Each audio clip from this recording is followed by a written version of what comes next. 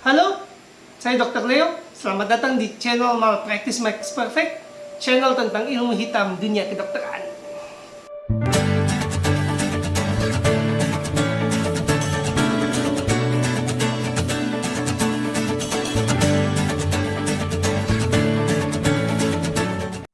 Video ini tidak mengendorse penyalahgunaan sianida, namun juga tidak mengharamkan industrialisasi dan kelancaran rantai produk bersangkutan. Karena yang menjadi masalah adalah penyalahgunaan zat dan ketidakmampuan sistem kesehatan merespon fenomena tersebut. Sianida, racunnya Indonesia banget. Ya, 1 bulan terakhir kita disuguhkan dengan suatu tayangan dokumenter dari Netflix tentang kasus pembunuhan Mirna. Nah, dalam dokumenter tersebut terus dibahas sianida.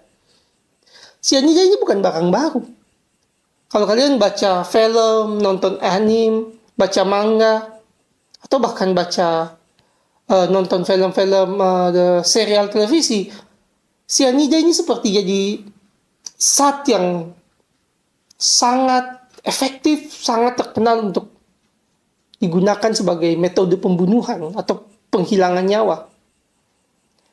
Sayangnya, film-film ini memberikan gambaran yang agaknya keliru dengan fenomena sianida yang terjadi di Indonesia, yang sehari-hari kita alami, yang benar makan korban. Film-film ini memberikan gambaran bahwa sianida itu eksklusif. Sianida itu hanya bisa diakses oleh orang-orang tertentu. Tidak. Sianida ini Indonesia banget. Sianida ini gampang banget ditemukan, dan kemungkinan orang Indonesia mati karena sianida itu tinggi. Atau cacat karena sianida itu tinggi. Saya akan jelaskan dalam video ini bagaimana sianida itu membunuh masyarakat Indonesia. Dan sianida ini ada di mana-mana. Hoax pertama, sianida sulit ditemukan. Nah, judul video ini adalah sianida Indonesia banget. Artinya apa ya? Sianida itu sebenarnya gampang ditemukan di Indonesia. Sumber keracunan sianida buat orang negara maju, kebakaran, sama keracunan karena paparan industri. Tapi kalau di Indonesia enggak. Sumber orang mati karena sianida nomor 1 ya singkong. Singkong adalah sumber sianida, makanan yang mengandung sianida yang paling banyak. Nah, selain singkong, sianida juga banyak terdapat di rokok. Selain rokok, sianida juga banyak terdapat di bakaran limbah rumah tangga dan limbah bangunan. Jadi kita kalau umpamanya kertas tali-tali plastik, nilon, produk-produk rumah yang sudah hendak dipakai, nggak bisa lagi kita daur ulang, kita nggak buang ke TPA, karena kan harus bayar orang buat ngangkut dari rumah kan. Yang kita lakukan apa? Kita bakar. Nah, bakaran itu beberapa zatnya ya mengandung sianida. Nah, jadi gambar yang saya tampilkan ini Indonesia banget, sianida banget. Orang ngerokok, minum kopi, makannya singkong, di belakang bakar sampah. Itu sianida dari rokok ada, sianida dari singkong dapat, sianida dari bakaran sampah dapat. Indonesia banget. Jadi sianida nggak sulit ditemukan, karena budaya hidup kita ya pro sianida. Lihat berita-berita ini. Orang meninggal karena makan tape singkong, orang meninggal sekeluarga karena makan singkong, orang meninggal sekeluarga karena olahan singkong. Dan berita ini dari berbagai tahun, jadi bukan kejadian yang langka, enggak. Dan ini meninggal. Kenapa? Sianida. Keracunan singkong, itu keracunan sianida. Nomor 2, keracunan kronis sianida. Jadi kan racun itu ya bisa keracunan akut kayak mati karena singkong, bisa keracunan kronis terus kena sianida tapi nggak meninggal, tapi badan hancur. Sumbernya dari mana? Rokok. Nah, saya coba lihat tabel ini. Kita itu juara 3 merokok di dunia untuk angka absolut. 100 juta orang di Indonesia itu merokok. Ya kalau kita bandingkan dengan Cina ya 3 juta dan ya India 3 juta ya kita kalah, 300-an juta kita kalah. Tapi kita 100-an juta orang itu merokok. Dan ini ngirup sianida tiap hari. Jadi ini keracunan kronis sianida. bukan hal langka. Lagi sianida bukan hal langka. Nah, yang terakhir ya, yang seperti saya bilang tadi, di luar, di negara maju, orang itu terjebak di apartemen yang kebakaran. Produk bakaran dari apartemen tersebut itu mengandung sianida yang dihirup dalam asap kebakaran, sehingga dia keracunan sianida. Di Indonesia sedikit berbeda. Di Indonesia ya jarang kita sampai kebakaran apartemen besar, itu kan jarang. Di Indonesia apa yang terjadi? Yaitu bongkaran rumah, renovasi, limbah rumah tangga, kita nggak mau kelola dengan benar, kita males kirim dengan truk sampah, ya kita bakar aja di luar. Ya kita bakar kan yang hirup siapa ya? Kita sama tetangga kita. Dan kalau di dalam situ ada produk plastik, ada produk nilon, ya kemungkinan ada sianidanya juga. Jadi sianida nggak langka. Ini berbahaya ketika pop culture atau informasi dari film atau informasi dari TikTok atau media sosial itu menunjukkan sianida itu seakan-akan hal yang instan. Hal yang begitu tengah mati. Kita masuk ke hoax nomor 2. Nah, hoax nomor 2 ini kita akan mulai dengan gambar berikut ini. Ya, kita lihat kalau di usia saya mungkin Anda pernah baca Detektif Conan. Itu korbannya itu kalau sekali tengak sianida atau gigit sianida atau sianida masuk ke sistem itu langsung blek jatuh meninggal. Auto, hampir semua kayak gitu. Nah, dan ini bukan cuma di anime Jepang atau di manga Jepang. Kalau kalian nonton film Hollywood yang seperti yang saya tampilkan sekarang ini,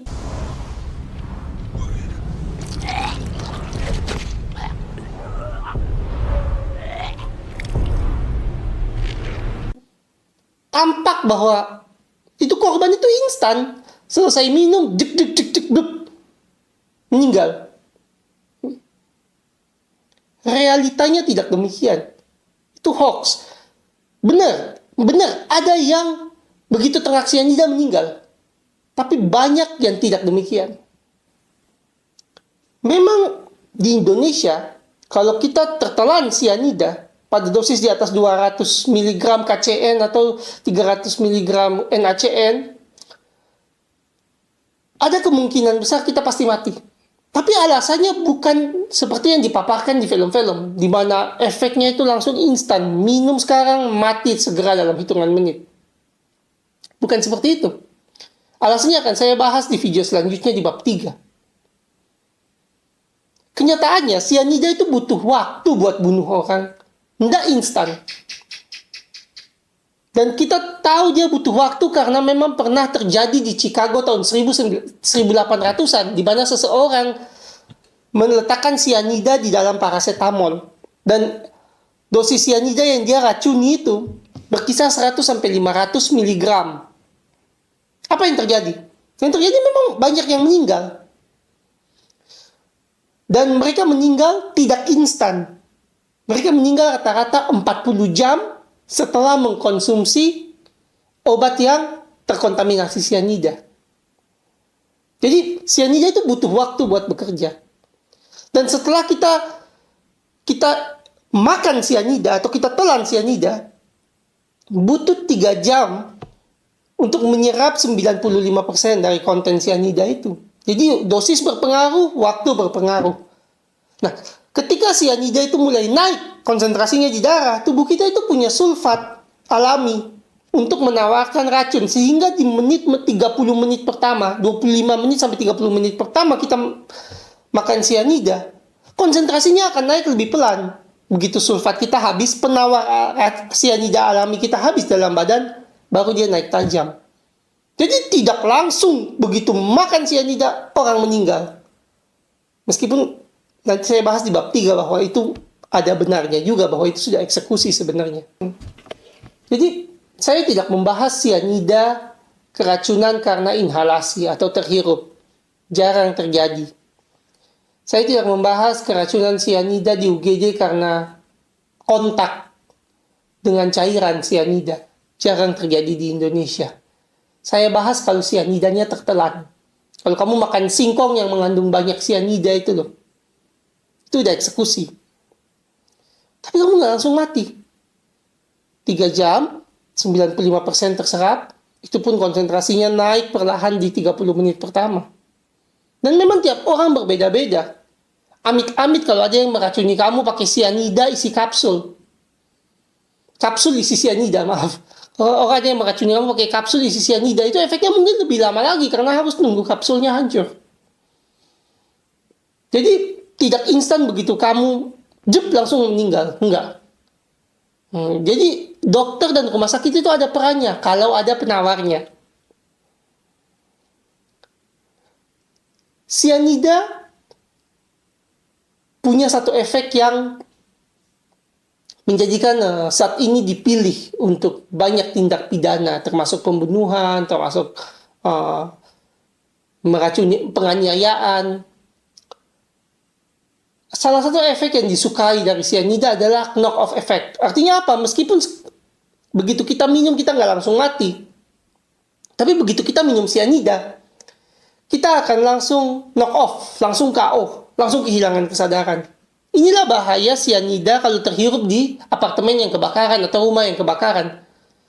Si korban ini pingsan saat kebakaran bukan karena keracunan karbon monoksida saja, bukan karena kekurangan oksigen saja, tapi karena ngirup terlalu banyak cyanida ke dalam paru-parunya sehingga dia kehilangan kesadaran, pingsan saat kebakaran, terbakar hidup-hidup. Nah, ini bahaya cyanida. Pingsan, knock-off efeknya itu cepat. Jadi orang yang keracunan itu nggak sempat minta tolong, nggak sempat ke rumah sakit, nggak sempat minta tolong orang untuk bawa dia, nggak sempat telepon ambulans. Drop, langsung tinggal tunggu waktu. Karena nggak ada yang tahu kalau dia keracunan. Ini loh keunggulan saatnya. Bukan instant death, bukan begitu minum langsung mati. Ya.